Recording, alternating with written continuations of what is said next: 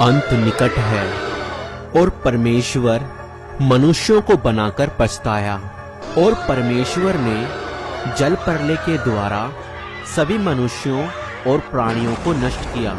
आज से करीब 4500 साल पहले परमेश्वर मनुष्यों की सृष्टि करने से पछताया। जब मनुष्य पृथ्वी के ऊपर बहुत बढ़ने लगे और मनुष्यों ने परमेश्वर की आज्ञाओं का पालन करना छोड़ दिया था, मनुष्य अधर्म करने से प्रीति रखने लगे। उन्होंने अपने सृजनहार परमेश्वर को छोड़ दिया था। उन्होंने मूर्तियों को दंडवत करना और पूजना शुरू कर दिया था। मनुष्य हत्यारे, व्यभिचारी और परमेश्वर की आज्ञा ना मानने वाले और बुरे कामों से प्रीति रखने वाले हो गए। तो परमेश्वर ने देखा मनुष्यों की बुराई पृथ्वी पर बहुत बढ़ गई है और उनके मन के विचार में जो कुछ उत्पन्न होता है वह निरंतर बुरा ही होता है। और परमेश्वर पृथ्वी पर मनुष्यों को बनाने से पछताया। और परमेश्वर ने कहा, मैं मनुष्यों को जिसकी मैंने सृष्टि की है पृथ्वी के ऊपर से मिटा दूंगा। क्या मनुष्य, क्या पशु, क्या रेंगने वाले जंतु, क्या आकाश के पक्षी, सबको मिटा दूंगा, क्योंकि मैं उनको बनाकर पछताता हूँ। उस समय में केवल नूह ही एक धर्मी पुरुष था जो परमेश्वर की आज्ञाओं का पालन करता था। परमेश्वर नूह के धार्मिक जीवन से प्रसन्न था। नूह के 3 बेटे थे, सेम और हाम और येपेत। जब मनुष्यों की दुष्टता पृथ्वी पर बढ़ गई तब परमेश्वर ने नूह से कहा, नूह, मैंने निश्चय किया है सब प्राणियों को जिनकी मैंने सृष्टि की है पृथ्वी पर से उनको मिटा दूंगा, क्योंकि पृथ्वी मनुष्यों के पापों से बहुत भर गई है। इसीलिए तू एक बड़ा जहाज बना, मैं जल प्रलय पृथ्वी पर ले आऊंगा और पृथ्वी के समस्त जीव जंतुओं को मैं मिटा दूंगा। हाँ, जितने भी प्राणी हैं वह सब मर जाएंगे, परंतु तू अपनी पत्नी, पुत्रों और बहुओं समेत तू उस जहाज में प्रवेश करेगा और तू और तेरा घराना बच जाएगा। तू अपने साथ हर जाति के पशु पक्षी और पृथ्वी पर रेंगने वाले जंतुओं का एक एक जोड़ा अपने साथ जहाज में ले आना और खाने के लिए तरह तरह के भोजन सामग्री को भी पर्याप्त मात्रा में इकट्ठा कर जहाज में ले आना। और जिस प्रकार परमेश्वर ने नूह को आज्ञा दी थी, नूह ने जहाज बनाना आरंभ किया।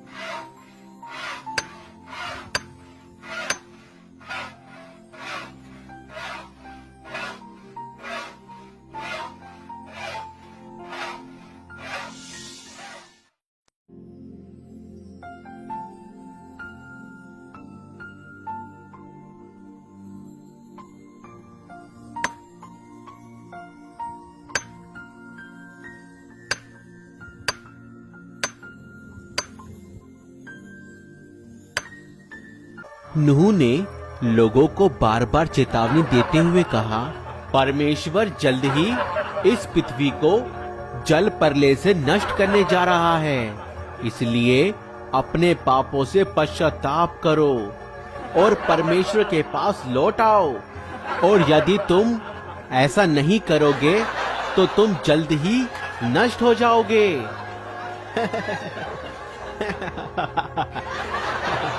अरे नूह देखो पागल हो गया है। अरे पागल नूह, पानी कहाँ है? अरे नूह तो बिल्कुल पागल हो गया है।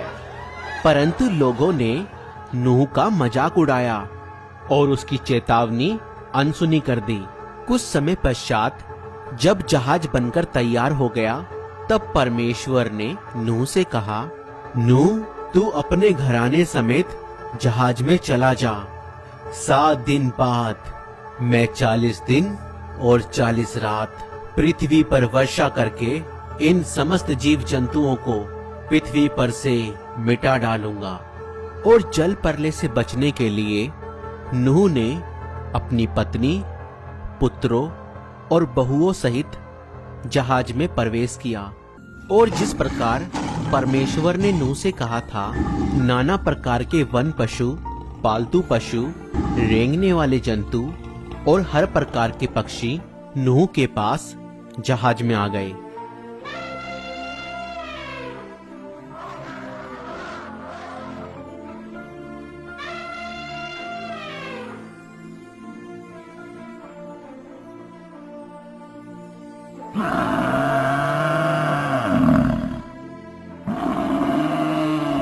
और जब सब प्राणी जहाज के अंदर प्रवेश कर चुके, तब परमेश्वर ने जहाज का द्वार बंद कर दिया और 7 दिनों के बाद वर्षा शुरू हो गई और समुद्र के सब सोते फूट निकले और आकाश के झरोखे खुल गए।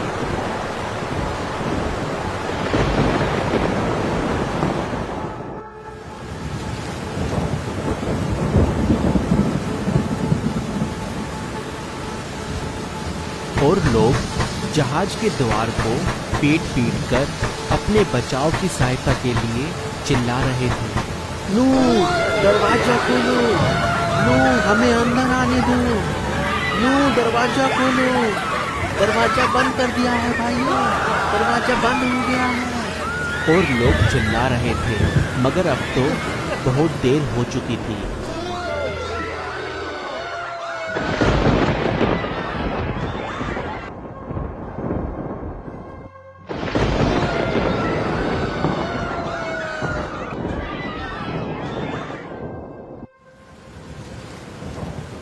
और वर्षा 40 दिन और 40 रात निरंतर पृथ्वी पर होती रही और आंधी तूफान के साथ जल उमड़ने लगा और जल बढ़ता ही चला गया और पानी की भयंकर लहरों ने जहाज को ऊपर उठा दिया।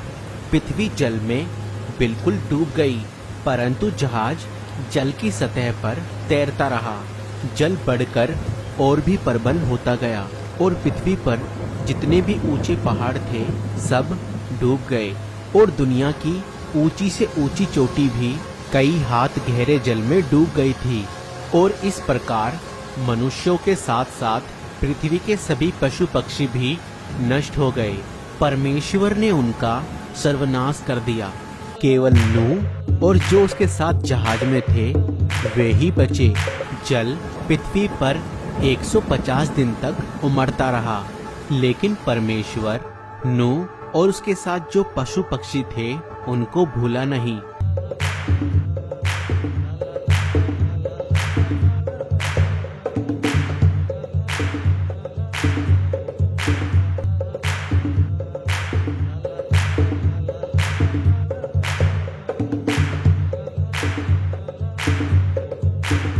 और कुछ समय पश्चात परमेश्वर ने वर्षा रोक दी और पृथ्वी पर तेज हवा चलाई, जिससे पानी धीरे धीरे कम होने लगा और अंत में जहाज अरारात नामक पहाड़ पर टिक गया और जल दिन प्रतिदिन घटता चला गया और पहाड़ों की चोटियां दिखाई दी।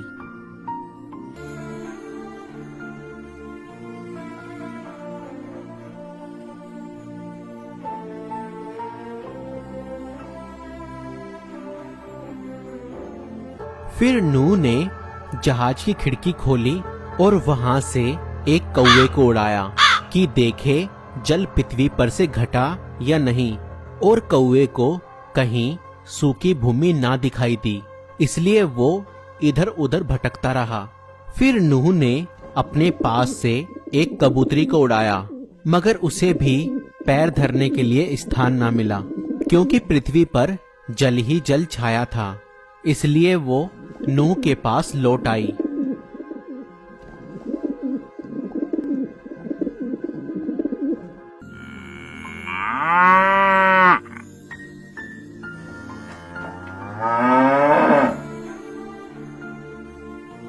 और फिर 7 दिनों के बाद नूह ने फिर से उस कबूतरी को उड़ाया, और शाम के समय वो कबूतरी नूह के पास वापस लौट आई और देखा कबूतरी की चोंच में जैतून का एक नया पत्ता है।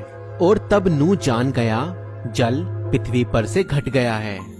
और कुछ दिन पश्चात परमेश्वर ने नूह से कहा, तुम सब बाहर निकल आओ, तुम्हारे पास जहाज में जितने भी पशु पक्षी हैं उन्हें भी बाहर निकाल लाओ। इसलिए नूह अपनी पत्नी और अपने बच्चों और बहुओं समेत बाहर निकल आया। और तब नाना प्रकार के वन पशु पक्षी और पृथ्वी पर रेंगने वाले जीव जंतु भी जहाज में से निकल आए। और परमेश्वर ने नूह और उसके पुत्रों को आशीष दी और कहा, फूलो फलो और सारी पृथ्वी पर फैल जाओ। पृथ्वी के सारे वन पशु, आकाश के पक्षी, भूमि पर रेंगने वाले जंतु और समुद्र की सारी मछलियां तुम्हारे अधिकार में हैं। तुम्हारा भय और डर उनमें रहेगा। मैं तेरे और तेरे बाद आने वाली संतानों के साथ वाचा बांधता हूँ। मैं फिर कभी जल प्रलय से प्राणी का नाश ना करूंगा। इस वाचा की यादगारी के लिए आकाश में सतरंगा मेघ धनुष लगाऊंगा। वो मेरे और पृथ्वी के बीच वाचा रूपी चिन्ह ठहरेगा। जब मैं पृथ्वी के ऊपर बादल लाऊंगा और सतरंगा धनुष चमकेगा, उस समय मैं अपनी इस वाचा का सिमरन करूंगा। नूह के 3 पुत्र सेम, हाम और येपेत थे, और इन्हीं तीनों से संसार की सभी प्रकार की जातियां उत्पन्न हुई हैं। दोस्तों, इस वीडियो को बनाने में कई हफ्तों की मेहनत लगी है, तो प्लीज इस वीडियो को ज्यादा से ज्यादा सपोर्ट करें ताकि हम इसी प्रकार से और वीडियो बना सकें। और आपको यह वीडियो कैसी लगी और आप किस जगह से इस वीडियो को देख रहे हैं, हमें कमेंट करके जरूर बताएं। अगर आप हमारी सेवकाई को सपोर्ट करना चाहते हैं तो आप हमें फोन पे, गूगल पे, पेटीएम और यूपीआई भी कर सकते हैं। डिटेल्स डिस्क्रिप्शन में है।